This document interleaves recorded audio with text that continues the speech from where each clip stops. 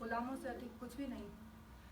कहा जाता है कि गुलामों की खरीद फरोख्त का खात्मा हो गया है, लेकिन क्या हम लोग गुलामी से आज़ाद हैं? और हम लोग अब भी गुलाम क्यों बनी हुई हैं?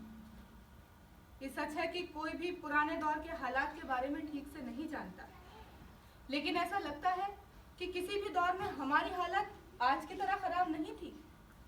कुछ वजहों से मानवता का एक हिस्सा कई क्षेत्रों में आगे बढ़ता गया, जबकि दूसरा हिस्सा पिछड़ता गया। तरक्की के उस मुकाम तक नहीं पहुंच पाने की वजह से महिलाएं पुरुषों का साथी बनने के बजाय उनके गुलाम बन गई। दुनिया भर में हमारी हालत में आई इस गिरावट के बारे में क्या कोई भी कुछ बता सकता है?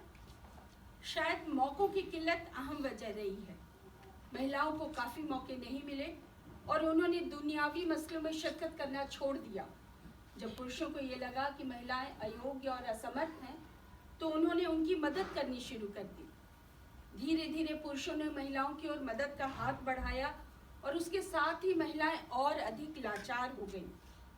उस समय हमारी स्थिति की तुलना देश के भिखारियों से की जा सकती थी।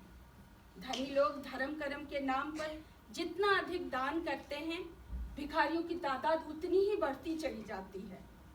धीरे धीरे दान लेने में शर्मिंदगी का एहसास भी खत्म हो जाता है और आलसी लोगों के लिए भीख मांगना ही पेशा बन जाता है। भिखारियों की तरह हमने भी अपने आत्मसम्मान के भाव को भुला दिया है। दान की तरह मिली मदद को स्वीकार करने में हम नहीं हिचकिचाते। यही वजह है हम आलसी और एक तरीके से पुरुषों की गुलाम बन गई हैं। समय के साथ हमारा दिमाग भी गुलाम हो गया है। लंबे वक्त से गुलामों की तरह काम करते रहने के कारण हमें इस गुलामी की आदत हो गई है। इस तरह हमारी दिमागी काबिलियत दम तोड़ने लगी, खुद पर भरोसा नहीं करने के कारण और इस्तेमाल नहीं किए जाने के कारण। और अब तो काबिलियत पैदा भी नहीं होती है। ऐसे में पुरुषों के लिए कहना आसान हो गया है। महिलाओं का दिमाग तो आसानी से काबू में आ सकने वाली चीज है। उनका दिमाग तो असंतोष, झूठी शिकायत करना, ईर्ष्या और बेवकूफ़ी जैसे दुर्गुणों से भरा होता है। उनका स्वभाव इतना बेवकूफ़ी भरा होता है कि वे खुद पे अविश्वास करके अपने पतियों की आज्ञा का पालन करती हैं। कुछ लोग कहते हैं कि बात को बढ़ा चढ़ाकर पेश करना और झूठ बोलना महिलाओं की ज़बान के गहने हैं। कुछ कहते हैं कि हम महिलाओं को समझ ही नहीं है, तो कुछ हमें अनरीजनेबल मानते हैं। यह मानकर पुरुष हमारा तिरस्कार करने लगते हैं और यह स्वाभाविक भी है।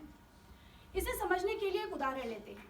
इस देश में दामाद की काफ़ी इज्जत होती है, यहाँ तक कि चुड़ैल भी अपने दामाद को प्यार करती है। हालांकि शादी के बाद सास ससुर के साथ रहने वाले दामाद को उस तरह का प्यार नहीं नसीब होता। इसका मतलब है कि जब हमने आज़ादी और निर्भरता, आगे जाने वाले और पीछे जाने वाले रास्तों को, उनके बीच के फर्क की काबिलियत करनी खो दी, तो यही होना था। तभी तो छोटे से लेकर बड़े सभी पुरुषों ने हमारे ऊपर हुकूमत करना शुरू कर दिया। समय बीतने के साथ हमारी गिनती पालतू जानवरों में होने लगी और हमें पुरुषों की कीमती संपत्ति के हिस्से के रूप में देखा जाने लगा। सभ्यता आगे बढ़ी, सामाजिक रिश्ते अस्तित्व में आए, समाज के नियम बनाए गए और वो नियम इस तरह बनाए गए कि समाज के मालिक खुश हो गए। ये होना स्वाभाविक भी था। आखिर ताकतवर की बात सही जो होती है। लेकिन मैं ये पूछना चाहूंगी कि हमारी स्थिति में आई इस गिरावट के लिए, महिलाओं की अवनति के लिए जिम्मेदार कौन है? गहनों की ही बात लीजिए। जिन गहनों को हम बहुत प्यार करती हैं, वे दरअसल हमारी गुलामी की निशानी हैं। यह सच है कि मौजूदा समय में गहनों का इस्तेमाल सुंदरता को निखारने के लिहाज से किया जाता है, लेकिन ज़रा गौर कीजिए, कैदियों को पैरों में लोहे की जंजीरें पहनाई जाती हैं, जबकि हम महिलाओं को सोने और चांदी की जंजीरें पहननी होती हैं, जो हमें प्रिय भी हैं। कैदियों के हाथ की बेड़ियां लोहे की बनी होती हैं और हमारे हाथ के कंगन सोने और चांदी के बने होते हैं। शायद हमारा रत्नों से जड़ा गले का हार कुत्ते के गले में पहनाए जाने वाले पट्टे के ही नकल है।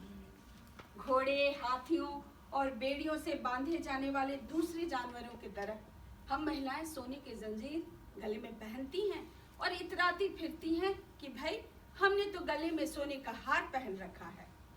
इसी तरह हलवाहा अपने बैलों की नाक में नकेल डालने के लिए उनके नाक में छेद करवाता है।